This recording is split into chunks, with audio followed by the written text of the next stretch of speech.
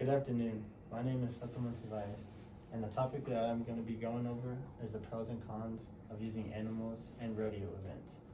And for this, this is my audience right here. Have you ever thought about the usage of animals in rodeo events? Although there are many cons of using animals in rodeo events, there are also plenty of positives, such as, do you enjoy watching the rodeo? Yes. Today, I'm going to inform you the positive and negative aspects of using animal in events. I'm qualified to speak on this because I've done the research over this topic, and I am also a member of the Angelo State Rodeo team.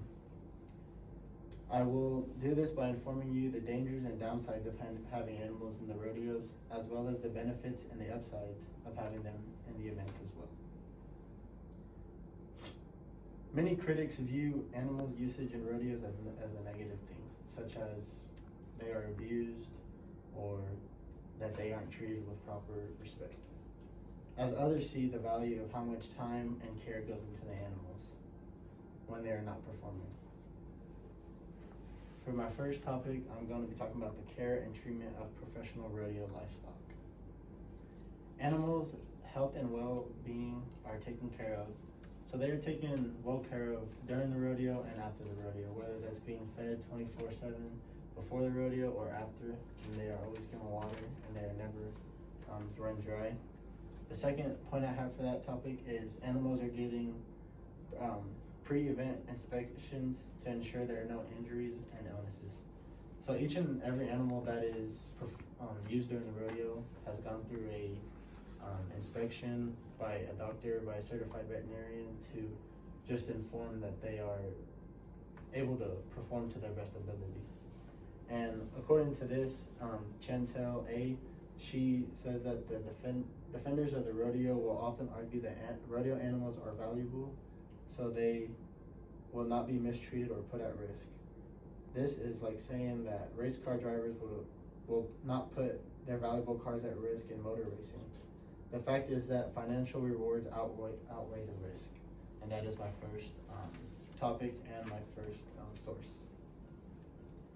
Many rodeo organizations ensure proper housing, disease prevention and treatment, proper management, humane handling, as well as proper nutrients for all livestock participating in rodeo events. This is so the animals can perform at its best. That is the second topic that I'm going to be going over. For my first bullet point of that, I have equipment regulations for animals in rodeo events. For the first off, do you guys enjoy the rough stock events such as the saddle bronc and the bareback and the bull riding? I can bet bull riding is the majority of y'all's favorite. Well, to prevent bulls or horses to be hurt from all of that, each and every one of the riders' equipment is checked, such as the flank strap, the saddle, and the spurs. Spurs especially because many times if the spurs are too sharp, then they'll go ahead and pierce the animal. So in order for this to occur, they go ahead and they make sure each and every one of the riders' spurs are dull, so they're not piercing the animal's skin. For the second topic over that, I already went over it, but the flank strap. The flank strap are usually made of any fleece or cotton material. That way it's not made of any hard rope that'll, when it's being pulled, that it's rubbing or cutting the animal's skin. These regulations ensure that there is no excessive harm or discomfort to the animal, as abuse of the animal is not tolerated in the Pro Rodeo Cowboy Association. Taking care of the animal and looking out for their safety is also a top priority. That is the third topic that I'm going to be going over. Animals' behaviors due to rodeo. For that first point, the natural behavior of animals due to forcing them into unnatural situations. That's basically just saying that we all have a flight or fight system in our body, and it's basically just pointing that the cows are just fleeing from there. That's the majority of people's view, is that the cows are always just running away and trying to survive. However, that's not really going to happen because they're always taking the best care. For that second point, It raises the chance of an animal's aggression to worsen. That basically just meaning that if the animal is constantly just being roped, then it's just going to continue to get tired and more aggressive towards any of the humans that are helping out. Events such as bull riding, steer wrestling, calf roping can cause physical and mental stress on animals and can also put them in harmful situations. Is going to be the last topic that I'm going to talk about. Critics argue that use of spurs, flank straps cause pain and discomfort to animals. Spurs drawing blood to animals when they are not dulled, and flank straps being too tight or animals to the lower abdomen.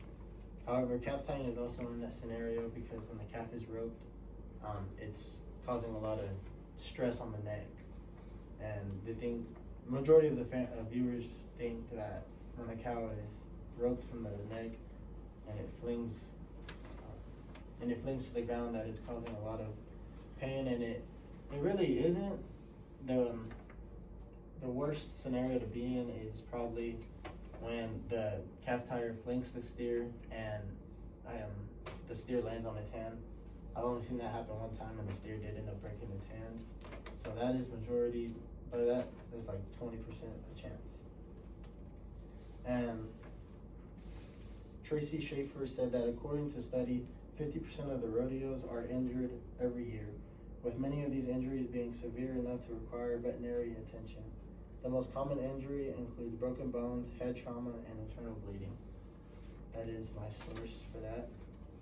And although this equipment has gone through safety regulations, it can still be possible to cause injury to the animal, as a flank strap can cause a tremendous amount of discomfort for the animal, and spurs, when used incorrectly or in a negative way, can cause harm or draw blood from the animal.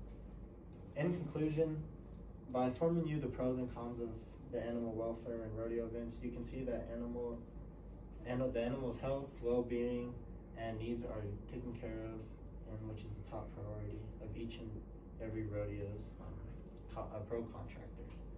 Although all areas of the animal's health and safety are top priorities, there are still negative aspects to have these animals participating in rodeos. But that being said, there's risk in every professional sport. There's risk in playing basketball, there's risk in playing football. There's also risk, as I said earlier, in the NASCAR driving. You're putting all this out there and not expecting to get hurt, which is just, everyone knows that's not possible. For my first point, and in conclusion, I hope I was able to provide a better understanding for you guys of the pros and cons of this when animals are used in rodeo events. Do you think it's animal cruelty to use livestock in rodeo events, or do you think they are well respected and taken care of? Do you guys have any questions I can answer? A question. Yes, sir. When the animals that, for example, that you rope, Yes. how long do y'all? What's the age that they once they're no good anymore, or they can no longer participate in that kind of activity?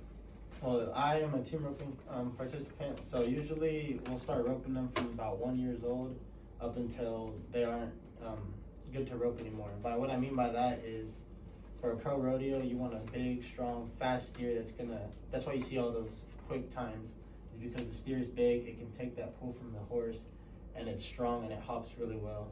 So up until my little brother, we roped these slower calves that are still hopping good. So they really don't have a lifespan of when they're able to be roped, but just up until they're no good to rope anymore. Which I guess we've had our steers for about 5 years, so 5 years I feel like they can last. Anyone else? No? Alrighty, cut it off. How long was it, Bill?